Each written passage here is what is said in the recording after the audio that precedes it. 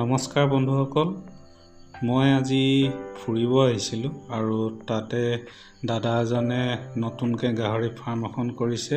এয়া বাঁহৰে ধুনীয়াকৈ বেৰা দি লৈছে আৰু আমি সোমাই যাওঁ, বলক চাওঁগৈ।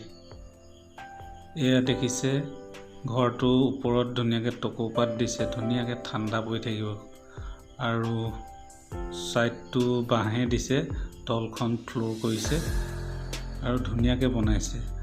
আমি এতিয়া চাওঁ বলক ভিতৰত আৰু ভিডিঅ'টো চাই থাকক।